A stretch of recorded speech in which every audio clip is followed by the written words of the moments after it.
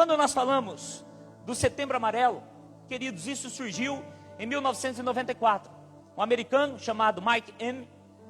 restaurou um Mustang, um carro, um Mustang amarelo. E antes de se suicidar, ele deixou um bilhete para os seus pais, dizendo que não culpasse ninguém pelo seu suicídio. O seu pai, a sua mãe, inspirados então, resolveram distribuir fitas amarelas e cartões, incentivando as pessoas a buscarem ajuda, porque Mike M, de uma hora para outra, resolveu tirar a sua própria vida. Desde 1994, então, que as associações e organizações vêm trabalhando, junto com o Ministério de Saúde e todos os demais órgãos, na prevenção contra o suicídio. E o mês de setembro é o mês que nós, como igreja, nos juntamos a essas organizações no intuito de reduzir o suicídio, orientando as pessoas a buscarem ajuda para a sua saúde emocional, buscar ajuda profissional. Você sabia que na União Europeia, onde nós estamos, o suicídio é a segunda causa principal de morte prematura entre adolescentes e jovens de 15 a 19 anos? É o segundo maior motivo. Em 2024, o ano que se passou, dados que não foram divulgados publicamente, estima-se que em Portugal morreram, se suicidaram 3 pessoas por dia. Nosso país não é tão grande, o número de habitantes não é tão elevado, e por dia 3 pessoas tiraram a sua própria vida. Por isso, aqueles que sofrem com esses desejos não devem ser ignorados, não devem buscar ajuda. E claro que além da saúde emocional, a qual nós nos preocupamos, o fator espiritual ele contribui muito, pois a ausência de Deus gera morte em qualquer âmbito. Em qualquer situação onde nós estamos distantes de Deus, nós estamos propícios a sofrer por algum tipo de morte, não apenas morte física, mas fracassos pessoais. A ausência de Deus gera um âmbito de morte, seja no meu casamento. Estou casado há 25 anos, sou super feliz com a Gisele, mas um descuido que a gente der, se a gente se afastar do Senhor, a gente abre brechas e lacunas que o mundo espiritual espera anos para poder contra-atacar. E sem dúvida nenhuma pode gerar algum tipo de morte no nosso casamento, na nossa família. Quando nós falamos de suicídio, e essa prevenção do Setembro Amarelo, é a morte física mesmo. Mas quantas vezes nós também cometemos alguns tipos de suicídio, às vezes dentro da nossa própria família. Hoje, a maior chupeta que existe para poder acalmar os nossos filhos é a chupeta virtual. E muitas vezes nós utilizamos o ecrã para poder dar a tela para os nossos filhos, para que eles possam ficar quietinhos, se aquietarem, para que eles possam comer. E não sou eu que digo, mas especialistas com muito mais profundidade dizem que o quanto prejudica na formação cerebral dos nossos filhos. E quanto que é preciso ser mediado, ser cuidado e ter atenção. Então permita-nos, pais, abordarmos também ali na salinha sobre o suicídio. Alguma professora começou a tocar nesse tema de uma maneira muito didática com as nossas crianças, e elas ficaram assustadas em saber que crianças também tiram a sua vida, se suicidam.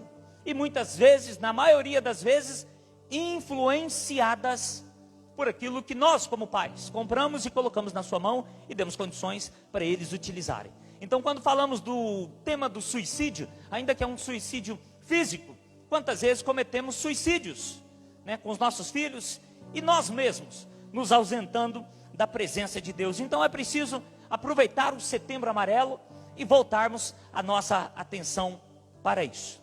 Quando nós falamos da Bíblia Sagrada, a Bíblia ela é maravilhosa. A Bíblia nos instrui em tudo isso. E nós acreditamos na Bíblia. E mais do que acreditar na palavra de Deus, é acreditar naquilo que o Deus da Bíblia deixou escrito para nós. A Bíblia diz em 2 Timóteo 3,16, porque toda escritura divinamente inspirada, ela é proveitosa para corrigir, para redarguir, para ensinar, para instruir em justiça. Para quê? Obrigado, Laís. Para que o homem de Deus seja perfeito e perfeitamente instruído para toda boa obra, habilitado para toda boa obra. Então a palavra de Deus nos dá condições, e quando nós acreditamos na Bíblia Sagrada, nós acreditamos no Deus da Bíblia. Então hoje, com a ajuda do Espírito Santo, que Ele revele a sua palavra para os nossos corações. A Bíblia é o único livro a qual nós lemos em que o seu autor está presente. Podemos ler livros maravilhosos, escritos há séculos atrás, a qual o seu escritor está morto, o seu autor está morto. Mas a Bíblia, quando nós lemos a palavra de Deus, o autor está muito presente conosco e ele pode nos explicar pormenores o que está escrito. Então a Bíblia é digna de toda a nossa aceitação e de todo o nosso crédito. A própria Bíblia diz em Apocalipse 1:3: bem-aventurados que leem e os que ouvem e os que guardam a palavra desta profecia, porque o tempo está próximo. Então não é apenas ler e ouvir, mas é guardar.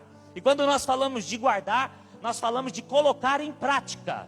O que diferencia um cristão do outro cristão é o fato de aplicar a Bíblia nas nossas vidas. Não importa o quanto você conhece da Bíblia. Um grande conhecedor da Bíblia e até que vivenciou histórias é o próprio diabo. Mas ele não tem capacidade de aplicar a Bíblia na vida dele. Então não adianta apenas conhecermos. Basta você conhecer um versículo que seja, João 3,16, mas você aplicá-lo na sua vida. E esse versículo fará toda a diferença. Quando nós falamos da Bíblia, Antigo e Novo Testamento, eu particularmente gosto muito do Novo Testamento. Por que não dizer especificamente dos Evangelhos? Quando existem histórias, a qual Jesus traz lindos ensinamentos para nós. Através dos feitos de Jesus. Tudo que foi escrito ali, queridos, é uma história a qual nós lemos, como nós vamos ler daqui a pouco. Mas, através dessas histórias, as ações, reações de Jesus, aquilo que Jesus fala, libera e direciona pessoas, nos faz com que nós venhamos ficar assim maravilhados com Ele. Porque tudo quanto Jesus faz, Ele reage, Ele fala, tem muita facilidade de ser aplicado nas nossas vidas. Então falar dos profetas e falar do Antigo Testamento me causa muita alegria. Mas quando eu falo especificamente de Jesus e leio uma história de Jesus e tenho a oportunidade de anunciar para você o caráter de Jesus, a sua pessoa, o seu propósito, quem Ele é, a sua divindade, a sua humanidade, as situações a qual Jesus viveu, isso me maravilha, porque traz Jesus para muito perto da minha vida. Então, com a graça do Espírito Santo, o pregador, ele consegue tirar um texto escrito há 2000 anos atrás e aplicá-lo na nossa vida, de tal maneira que na segunda-feira você vai saber o que você deve fazer com essa mensagem. A mensagem boa é essa, é a mensagem que você prega, de tal maneira que na terça-feira eu me lembro e eu falo aquilo que foi pregado, eu consigo viver isso, eu consigo aplicar isso. Dificilmente você me vê falando sobre Apocalipse e temas que entram em debates, porque isso muitas vezes causam mais separação do que unidade. Então voltemos o nosso foco para Jesus, o grande motivador das nossas almas. Ainda que não sou unicista, mas sou trinitariano, acredito no Deus Pai, Deus Filho e Deus Espírito Santo, mas voltamos a nossa atenção para Jesus, porque Ele tem lindos ensinamentos para nós. E aquilo que Jesus fala é com muita profundidade. Quando nós lemos, percebemos e recebemos do Espírito Santo, nós podemos então aplicar. E quando aplicamos na nossa vida, nós experimentamos uma vida plena no Senhor, uma vida completa em Deus, uma vida agradável no Senhor. Talvez alguém possa pensar assim: uma vida plena para mim, ela é proporcionada com prosperidade financeira. Queridos, existem pessoas que é tão pobre que só tem dinheiro, e se você tirar o dinheiro dela, ela é vazia. Toda a segurança, a sua estabilidade está naquilo que ela conquistou com seus próprios esforços e que é digna do seu dinheiro, porque conquistou de maneira muito justa. Mas é tão pobre, tão vazia que só tem dinheiro, e se perder o dinheiro, logo pensa no tema que nós estamos abordando, que é o suicídio. Então a riqueza e a prosperidade de uma pessoa não consiste naquilo que ele tem, mas naquilo que ele é. Então em Cristo, sejamos grandiosos no Senhor. E Jesus nos ensina isso, a guardarmos a sua palavra, experimentarmos, através dessa demonstração profunda de amor, o zelo pela sua palavra. Jesus disse em João 14,15: se me amais, guardarei os meus mandamentos. Ponto final. Olha que interessante. Você quer demonstrar que ama Jesus? Guarde a tua palavra, guarde os seus mandamentos. E não tocante, ele cita isso em João 14,15, mas depois no versículo 21, ele repete novamente dizendo: aquele que tem os meus mandamentos e os guarda, esse é o que me ama. E aquele que me ama será amado do meu Pai, e eu também o amarei e me manifestarei a ele. Continua no versículo 23, eu li o 15, citei o 21, e agora vou ler para você o 23, onde dentro de um contexto Jesus está falando de diversas maneiras a mesma coisa. É aquilo que como pregador você vai me ver pregando a mesma mensagem de diversas maneiras, muitas vezes, repetindo até que aquilo entre no seu coração. Jesus usa dessa didática e eu, como bom aluno do Senhor, eu procuro usar dessa didática também. Ele cita João 14, o versículo 15, o 21 e o 23, ele fala a mesma coisa, dizendo: se alguém me ama, guardará a minha palavra, e o meu Pai o amará, e viremos para ele e faremos nele morada. Quem ama o Senhor guarda a sua palavra. Quem guarda a sua palavra, o Senhor se manifesta a ele. Quem guarda a sua palavra, o Senhor faz nele morada. Por isso que é tão importante você ler a Bíblia Sagrada, você ouvir a palavra de Deus e você guardar a palavra de Deus. A irmã Maria gosta muito do Salmo 119, versículo 105. Lâmpada para os meus pés é a tua palavra e luz para o meu caminho. Então a palavra do Senhor, ela produz luz para o meu caminho, ela é a lâmpada para os meus pés. Vamos ler juntos a sagrada palavra de Deus, lá em Lucas, no capítulo 5, por gentileza, a partir do versículo 11. Lucas capítulo 5, do versículo 1 até o versículo 11. Desculpe, eu pensei na Eliana. Eliana, é muito bom ter você aqui, Deus te abençoe. Eliana, ela é minha conterrânea, casada com Joaquim em português, esteve no culto domingo passado. Eu falei assim: Eliana, domingo que vem é o nosso culto de Santa Ceia, venha ter conosco. Se você vier, Eliana, eu vou trazer um queijo para você. A Gisele brigou comigo, minha esposa, depois você briga com ela, porque eu trouxe o queijo para você. Só que foi de manhã, hoje eu já não trouxe, perdeu o queijo. É bom ter vocês aqui conosco, Deus abençoe, viu? Depois eu trago o queijinho.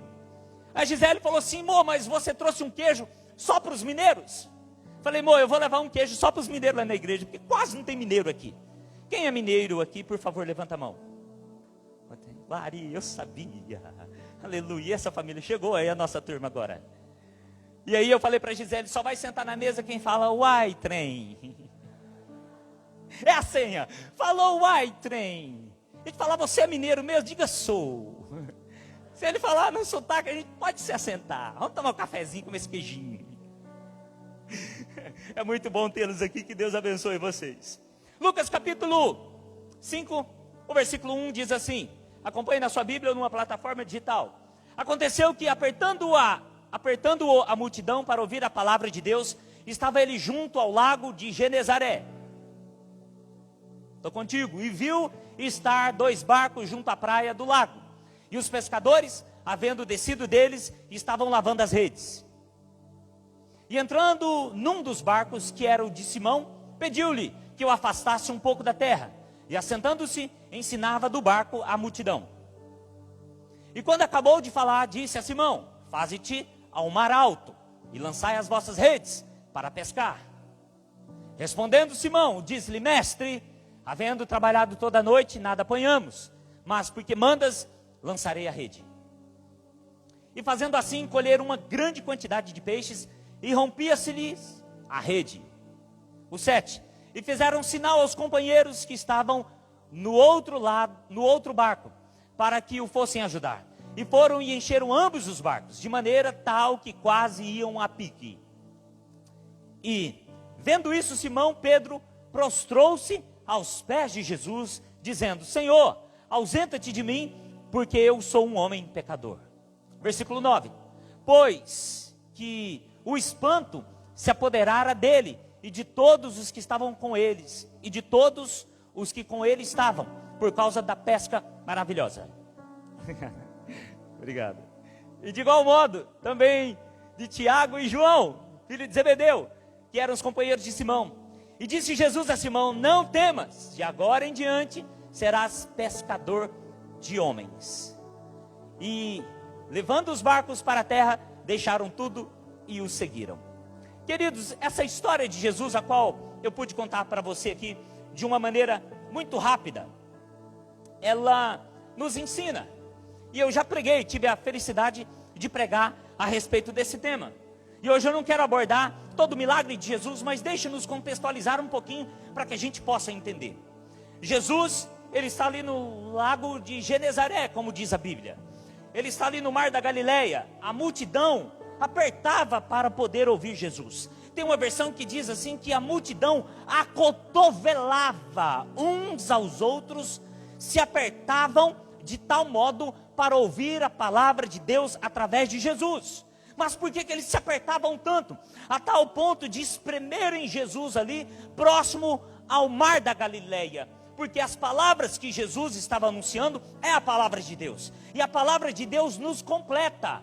A palavra de Deus traz paz, alegria, conforto, fé, esperança, amor. Traz sentido para a nossa vida. Por isso que Moisés disse em Deuteronômio 32, 47, porque essa palavra não vos é vã, antes é a vossa vida. Hebreus 4,12 também diz, porque a palavra de Deus, ela é viva e eficaz. Então nós estamos diante de uma palavra que ela é viva, que ela é eficaz, que ela, quando é aplicada nas nossas vidas, ela consegue fazer toda a diferença. O fato é que Jesus está ali sendo apertado pela multidão porque queria ouvir mais de Jesus.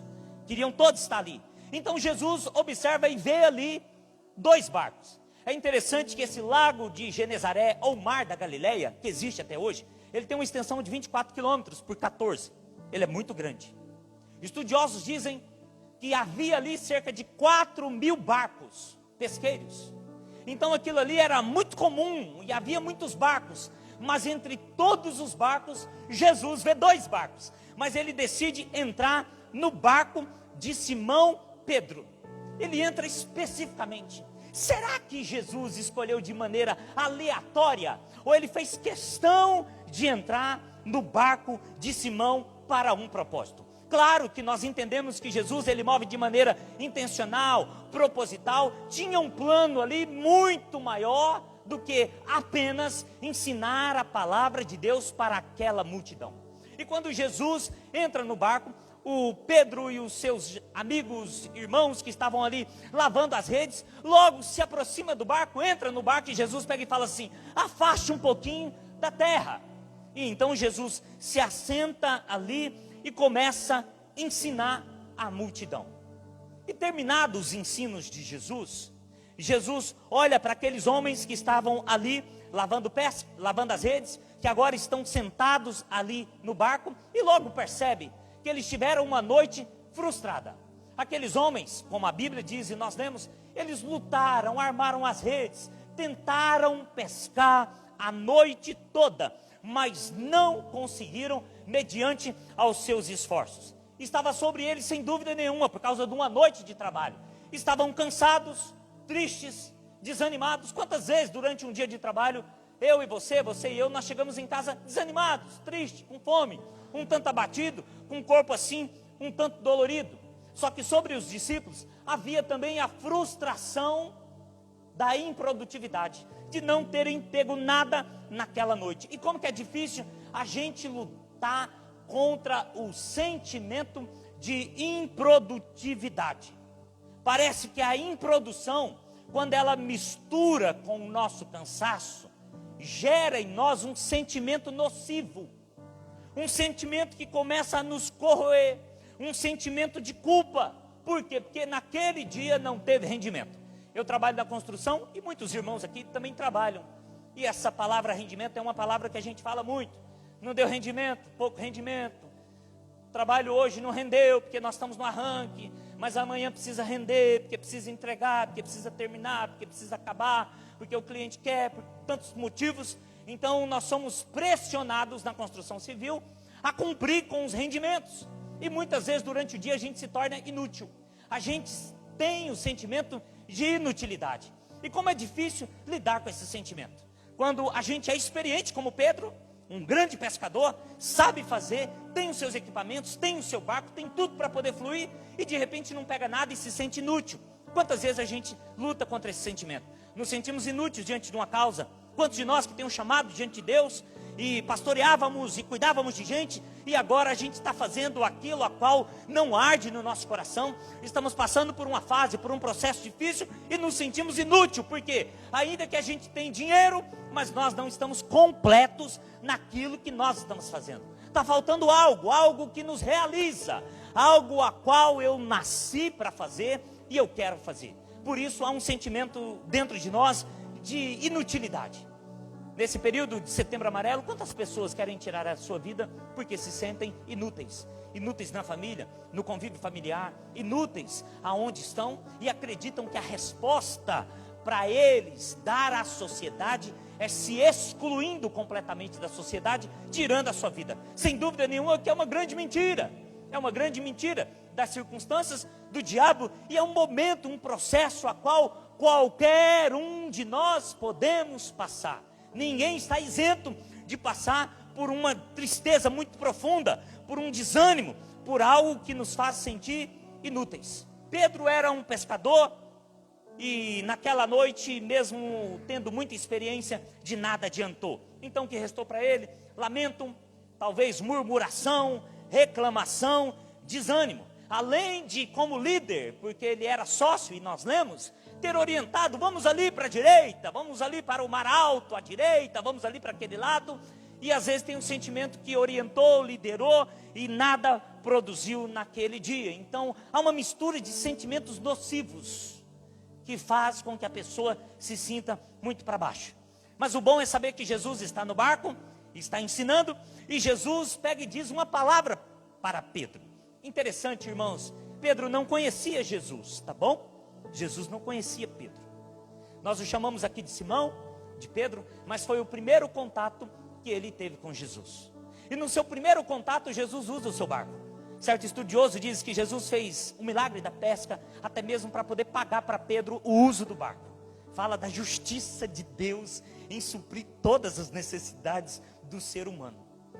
Jesus não conhece Pedro, Pedro não conhece Jesus, e de repente, no seu primeiro contato com Pedro, o que Jesus diz para Pedro? Volta para o Mar Alto. Volta de novo. Olha como é que Jesus, ele atua. Pedro poderia dizer, espera aí, eu até já ouvi falar do senhor é o Jesus, o filho de José e Maria, o carpinteiro. Espera aí, Jesus, você é carpinteiro ou você é pescador? No meio dos 4.000 barcos aqui, quem sabe você tem uma frota também? Mas pelo que eu sei, você é um carpinteiro. O que você entende de pescaria? Prova que você não entende nada, Jesus, é que você me manda pescar de dia, aonde a gente deve pescar à noite. Então já estou vendo que o senhor não entende nada. Jesus, nós pescamos a noite toda e nada apanhamos. Só viu que a gente estava ali lavando as redes. Já guardamos tudo porque o dia hoje está muito mal, o mar não está para peixe e não vale a pena a gente pescar. Mas Jesus dá uma ordem. No primeiro contato que Jesus tem com Pedro, diz para ele assim, volta ao Mar Alto. Eu busquei em outras versões que dá um detalhe melhor para nós. A Nova Tradução da Linguagem de hoje, a Bíblia diz assim, quando acabou de falar, Jesus disse a Simão, leva o barco para um lugar onde o lago é bem fundo. Em outra versão, a Nova Bíblia diz assim, agora vá para onde as águas são mais fundas. A Bíblia, a mensagem, diz assim, quando acabou de falar, disse a Simão, vá para as águas profundas e lance a rede. Vá para as águas profundas e lance a rede. Por isso que carinhosamente eu coloquei o tema dessa mensagem, intensidade e profundidade. Muitas vezes para a gente poder acessar as coisas de Deus, a gente precisa, mesmo com a ordem direta de Jesus, sem muita explicação, sem muito questionamento, Jesus termina de ensinar, vira para Pedro e fala, olha, é o seguinte, volta lá para as águas profundas. Jesus não pergunta, como é que foi a noite? Está tudo bem? Estão felizes? Está tudo bem com vocês? Vou dar salva de palma aqui para a gente poder se animar, que está todo mundo muito para baixo. Daí ele fala o seguinte, volta às águas profundas. Que eu amo Jesus, que quando ele fala pouco, mas o pouco dele é o suficiente para a gente se lançar na palavra dele. Então Jesus não fica com mimimi, com muita explicação, simplesmente ele vira para Pedro e fala: ei, pá, volta, vai para o mar alto, vai para as águas mais profundas. É claro que eles poderiam ter alguns motivos ali e alegarem para não irem. Olha, nós já fizemos tantas vezes a mesma coisa, e quer dizer que agora sobre a sua palavra tudo vai ser diferente? Queridos, quantas vezes nós fazemos a mesma coisa tantas e tantas e tantas vezes? E se Jesus pegar e falar assim, faz mais uma vez, a gente vai dizer assim: Senhor, mas eu já tentei, eu já fiz, eu já dei o meu melhor, eu já fiz outra vez. Agora o Senhor, ao invés de falar uma coisa nova, o Senhor vem repetir o que eu já sei de cor e salteado. Eles poderiam ter falado isso, Pedro poderia ter falado isso, poderia dizer: Jesus, tivemos uma péssima experiência nessa noite passada, então, perdão, nós não queremos. É para lançar rede? Escuta, Jesus, por que o Senhor não faz o seguinte? Por que o Senhor não manda a gente lançar rede aqui no raso mesmo? Já está tudo bem aqui, é mais fácil de puxar rede.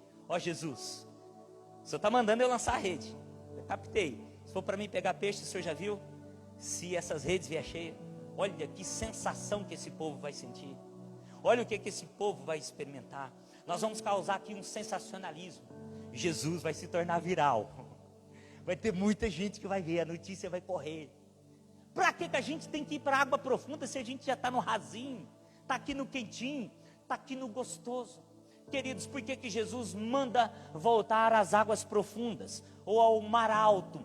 Porque existem coisas que nós só vamos acessar lá nas profundezas, lá no lugar alto, lá no mar alto. Só lá nas profundezas que nós vamos acessar. Um milagre poderia acontecer sim ali à beira-mar. Jesus não tem poder? Claro que tem. Ele pode fazer, sem dúvida nenhuma. Mas o fato é que Jesus não quer impressionar ninguém. Jesus não quer causar uma sensação de arrepio em ninguém. E conforme a gente vai saindo de águas rasas e a gente vai indo para águas profundas, a gente deixa esse sensacionalismo de lado. A gente vai deixando esses mimimis, essas coisas que não agrega nada, que só separa de lado, porque é lá nas águas profundas, aonde ninguém vê, que o grande milagre vai acontecer. É lá nas águas profundas. Por isso que nós precisamos ser intensos em crer na palavra dita por Jesus. E fazer novamente, queridos irmãos do louvor. Nós já cantamos anos e anos, a único que é digno de... Aí chega alguém, mas de novo, chega, gente, para com isso, vamos para a morada, vamos para outra, mas talvez no a único que é digno que o Senhor vai fazer um milagre. Já cantamos tantas vezes, já sabemos fazer, e já sabemos repetir, e fazer de novo. Talvez é ali na repetição que algo vai acontecer. Um grande chefe do McDonald's, Ray Kroc, ele disse, eu li no manual, ele disse assim: a não ser que você faça algo que já domine, você nunca vai crescer. A Joyce trabalhou no Mac também, a Gi, eu também trabalhei, sofremos muito lá. Ray Kroc, um dos grandes do McDonald's, ele disse: a não ser que você faça algo que já domine, você nunca vai crescer. Ou seja, quanto mais você faz, mais perito você fica naquilo que você já fez. Por isso que Jesus pega e fala assim: volta para lá e faz novamente aquilo que você fez de novo. Mas a experiência passada, justamente, nós precisamos apagar as frustrações passadas. Para você poder ir a águas profundas e receber algo novo e impactante, é preciso apagar as frustrações, decepções da noite passada. Então volta às águas profundas e lá em águas profundas lançai a rede. Eu gosto de Jesus porque apenas nesse texto ele é muito profundo. Lança a rede porque vai vir peixe. Não havia dúvidas nessa questão. O milagre já estava ali anunciado. O fato é que a multidão, ela apertava ali para ouvir Jesus. E alguém poderia falar assim: Jesus, valida o que o Senhor acabou de pregar, faz um milagre aqui para todo mundo ver. Valida, Jesus. Se aprova diante das pessoas. Deixa o povo te ver, Jesus. Deixa o povo te conhecer. Valida o que o Senhor acabou de ensinar. Faz um milagre aqui. Queridos, quantas vezes nós queremos ser validados pelas pessoas, ser aprovados pelas pessoas. Eu quero que todo mundo me veja como um pastor bonzinho. Então eu vou dar queijinho para todo mundo. Não vou dar não, vou dar só para os mineiros. E para quem falar, uai, sou, trem. Uai, sou, que trem é esse? Mas nós vamos ter um monte de mineiro aqui na igreja. Muitas vezes, queridos, nós não queremos ser bonzinhos para as pessoas. A nossa imagem não precisa ser preservada. A Bíblia diz, palavras de Davi, um homem experiente. Ele pega e diz que os passos de um homem de Deus são confirmados pelo Senhor. E ele deleita-se no seu caminho. Então em nenhum momento você precisa buscar a aprovação de ninguém, validação de ninguém. Se não validar o meu trabalho, não está bom porque eu que fiz. Eu sei quem eu sou, ficou bom? Ficou. Vai vazar de jeito nenhum. Só se havia um terremoto que, quando pergunta para mim, mas essa pichelaria que você fez, você é picheleiro? Falei, não sou não. Mas você fez? Está 100%. Isso aqui não fecha em nome de Jesus. Isso aqui não vai vazar. A não ser que venha um terremoto, igual veio aí em Lisboa, e aí pode vazar. Mas aqui não vai vazar, aqui não vai estragar, aqui... Por quê? Porque eu sei o Deus que eu sirvo. Mas o que tem a ver? Você já vai fazer uma missa? Vou. Vou fazer a missa.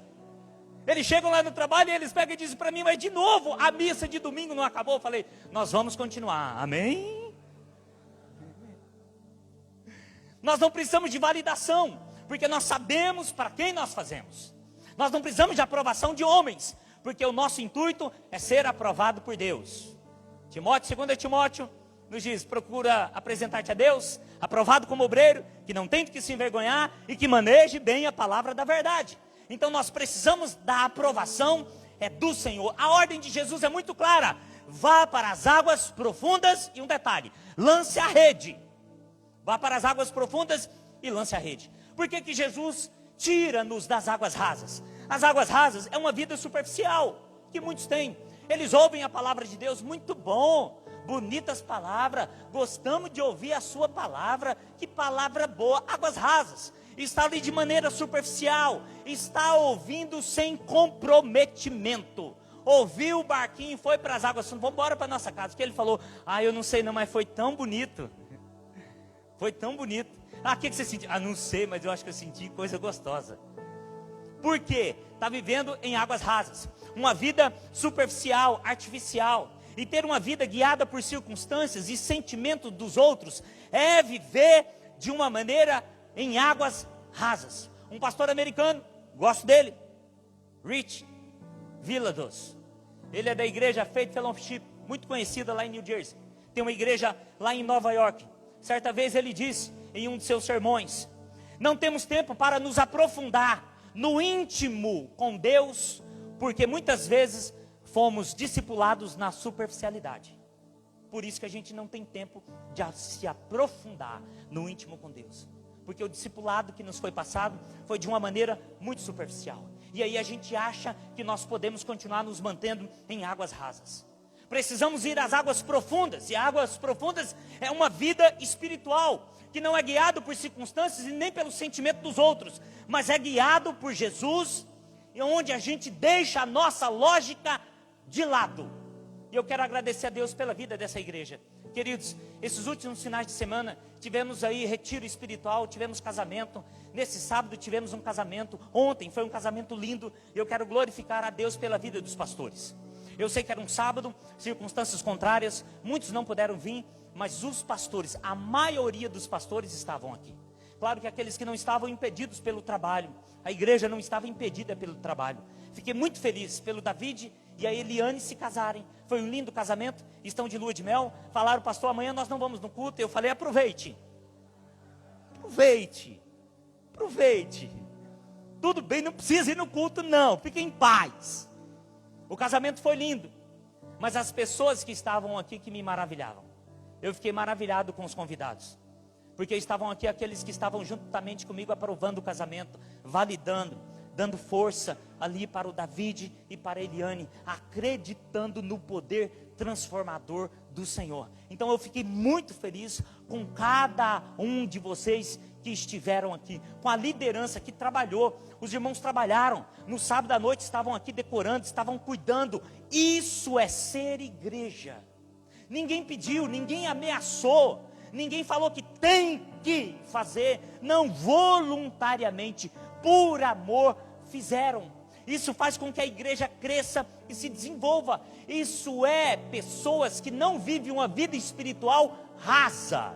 São pessoas que vivem uma vida espiritual com profundidade. E existem acessos para nós que nós só teremos e seremos ativados nas águas profundas. Quando nós estamos em águas rasas, nós contentamos com o moderado.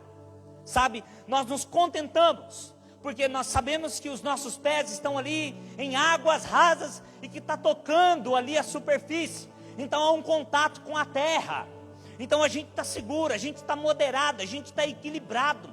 A gente quer entender Deus, entender o método que Deus faz, a maneira com que Deus age, e nós nos tornamos moderados comuns, por que não dizer ordinários, medíocres. Não estou xingando ninguém, mas ordinário é algo de uma ordem comum. Quando se quer ofender alguém, diz o seu ordinário, está dizendo assim, rapaz, você é indiferente, tanto faz para você a água correr para cima quanto para baixo, não vai fazer diferença, você é um ordinário. Você é uma pessoa comum, você é uma pessoa medíocre. Medíocre é uma pessoa mediana. Pessoa mediana, sabe? Tô nem aí. O raio está caindo, tô nem aí. Então são pessoas que aceitam viver uma vida espiritual rasa. Não tem nada contra você. Continua no raso que eu quero ir para o fundo. A multidão estava no raso, mas tinha um pequeno grupo que queria ir para o fundo. Quando nós estamos em águas profundas, nós somos responsavelmente intensos naquilo que nós fazemos. Por isso que fala de intensidade. É para voltar ao alto mar, vamos agora, vamos lá buscar as redes que estavam guardadas, vamos lá porque o mar agora está para peixe. Segundo a palavra de Jesus, esperamos uma oportunidade para mergulhar numa ação de Deus. Querido, cada culto para mim e para você não pode ser comum, não pode ser mais um culto. Deus hoje pode fazer, precisamos alimentar a expectativa, a perspectiva, a nossa fé, precisamos acreditar que Deus pode fazer alguma coisa. A igreja é viva, a igreja está em transição, e quando nós estamos em transição, nós somos um transeunte, um pedestre, um peão, como diz aqui em Portugal. Nós estamos em transição, e quando nós estamos em transição, nós estamos nos transportando para um outro lugar. Nós estamos sendo transformados ao mesmo tempo. Então é uma transição que transporta, que transforma. Isso é a vida que Deus tem para nós. A cada dia nós crescemos mais e nos desenvolvemos mais em Deus. Então eu não posso aceitar ficar em águas rasas. O que Deus tem para mim só vai ser ativado em águas profundas. Quantos concordam? Diga amém. Águas rasas é confiar nas suas próprias experiências. Águas profundas é se centralizar em quem Jesus é. O cristão de águas rasas, ele pensa que a solução da sua vida é um milagre. E o interessante é que nós já conhecemos a história. A história continua, o milagre acontece. Pedro está em águas profundas. O milagre acontece, ele chama os outros vêm, porque o barco quase ia a pique. Ele chega em terra e a primeira atitude dele é falar: Senhor, ausenta-te de mim porque eu sou pecador. Ele logo olha para dentro de si, aquilo que ele tanto precisava, que era peixe, agora já não tem mais valor. Agora os olhos de Pedro estão focados em Jesus, porque Pedro entende que a solução da sua vida não é um milagre. Talvez alguém, de maneira inocente, possa dizer assim: ah, se eu jogasse e ganhasse no Euro Milhões, a minha vida ia mudar. Porque está em águas rasas, acredita que o dinheiro vai trazer solução, pode trazer problema para você. Uma herança, ai, agora vai mudar minha vida. Cuidado, pode trazer um grande problema. Um partiu e outros podem se dividir. Por quê?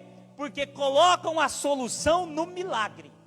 Pedro, a partir do momento que ele recebeu o milagre, ele foca em Jesus. E a história conta, no final, Pedro deixando redes, barcos e peixes, não levou nenhum peixinho, seguiu Jesus.